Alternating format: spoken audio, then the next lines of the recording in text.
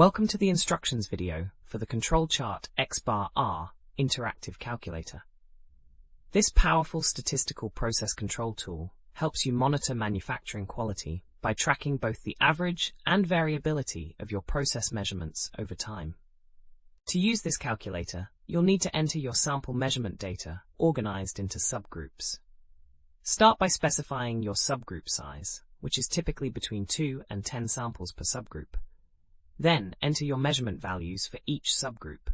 For example, you might enter a subgroup size of 5, then input values like 25.2, 25.4, 25.1, 25.3, and 25.5 for your first subgroup. Continue adding data for additional subgroups. The calculator will compute the Xbar value, which is the mean of each subgroup, and the R value, which is the range within each subgroup. It then calculates the overall process average, the average range, and applies the appropriate control chart constants to determine your upper control limit and lower control limit for both the Xbar and R charts. We have thousands of other free engineering calculators on our website. Head over and check them out.